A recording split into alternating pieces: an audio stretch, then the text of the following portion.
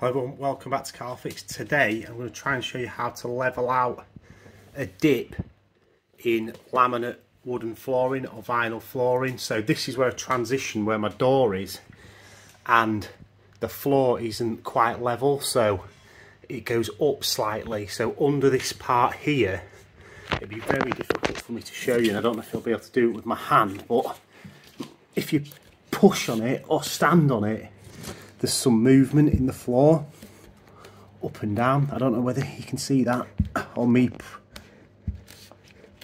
putting pressure on it, but you can feel it when you walk on it anyway. And also it sounds a bit hollow like there.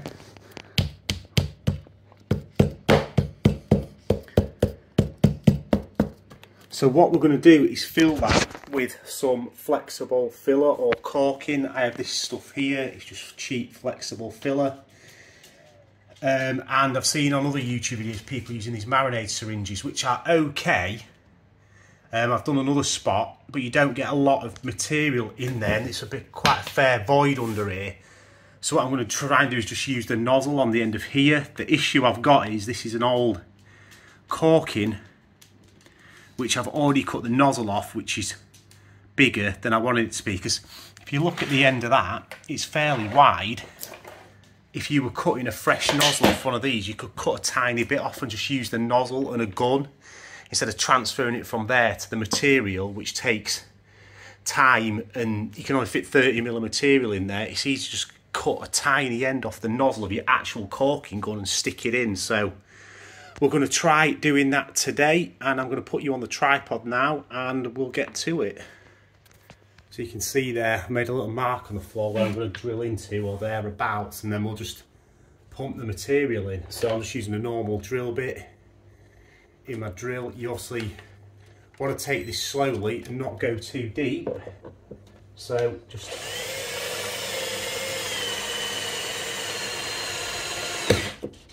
you feel when you go in, you don't want to try and go through your underlay. I do have a scrap piece of laminate as well, which I will get out and fill the hole afterwards so you can't see it. But to be honest with you, once it's in there, if you don't leave the white right to the top of the filler, hello toast, get out of the way, the mud and that will cover it up anyway of walking. It's a high flow area of my house, this, so it'll soon be covered up in muck and dirt. So I am going to try using the end of this and getting it in there. This may be too wide, so we'll have to go to the syringe. So you just put that in the hole. Obviously I don't want to make a massive hole in my floor, which is why I'm not making it any bigger than it needs to be for this, but I don't know if it'll go in using this or if it's just going to squirt out the sides. So it is going in, you're just going to have to do it slowly.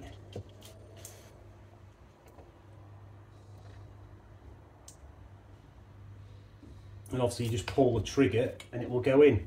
And some people say do a second hole for an air hole, which I do get, or you can see like over here where you want it to fill to, you can see if it's filled to there and come out. But this is quite a cavity under here. If you had a smaller area, then that's maybe a good idea. I also know that on the ends of mine, they're cut under the skirting boards. So there is air gaps out the side as well. There's my other dog, Rufus, but this seems to be working so far.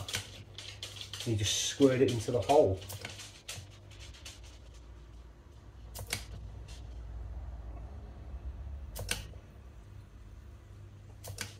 Pumping plenty in there.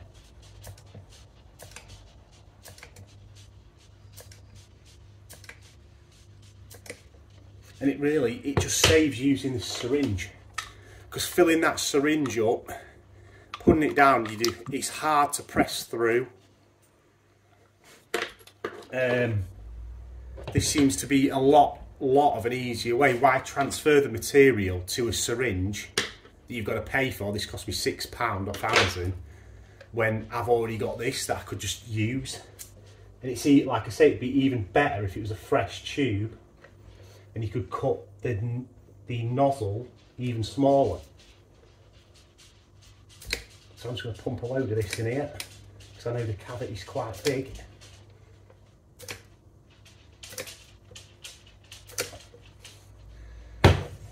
You can see it just coming out the hole there.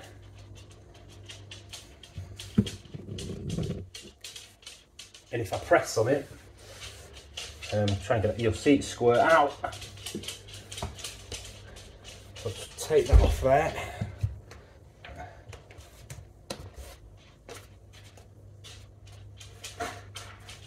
Handy to have a little bit of tissue around, or cloth, to clean up as you go. But what I'm going to do is put my toe over the hole and I'm going to walk on it a bit to spread it out, put some weight down on it.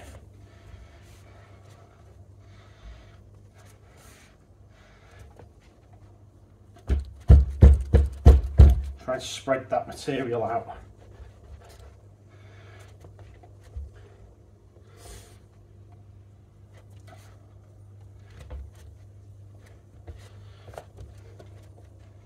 See, it's squirting out again.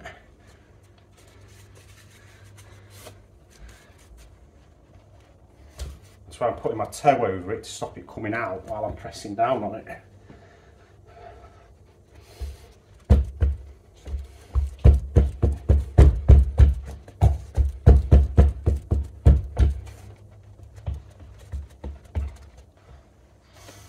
So there we go. Have a feel of that. Feels a lot more solid under there now. What I would do is I get my drill bit and I just make life easy for me later while it's still soft. Take the hole out,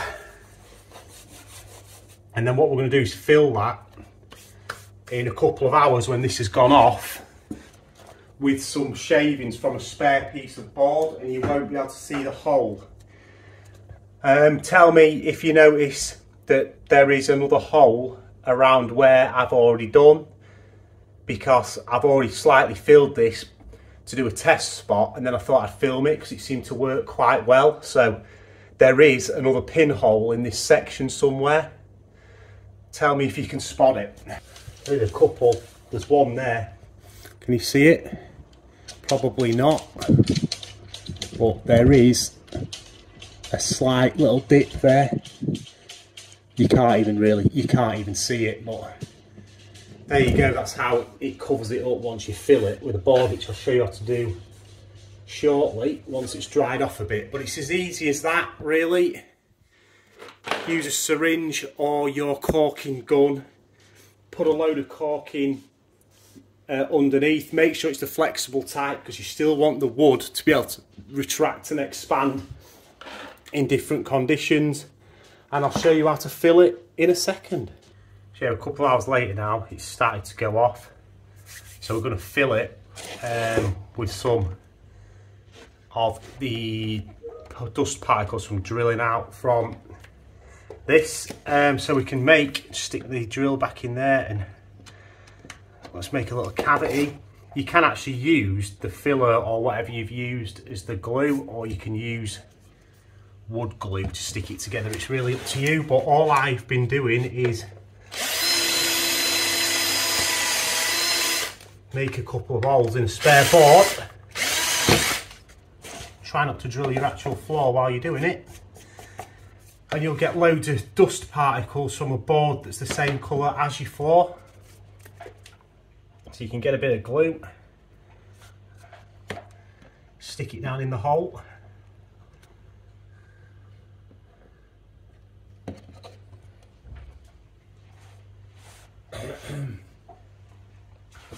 and all I've been doing is just literally putting it on top and pushing it into the hole.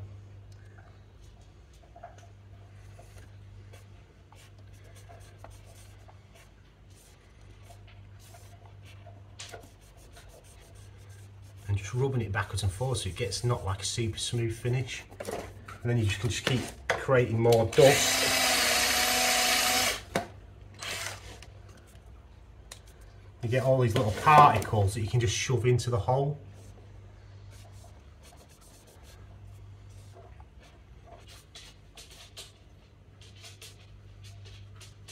So there, that'll do.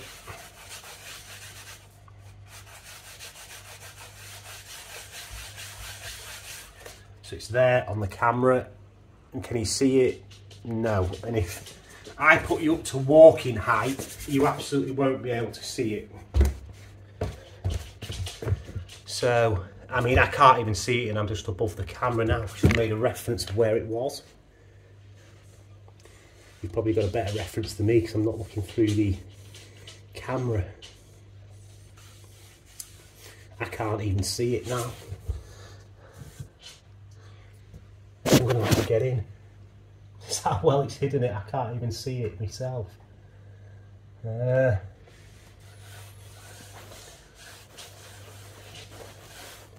I've lost it. Anyway, that's how good it's covered it up. But if you look from up here, this is obviously from around my stomach height.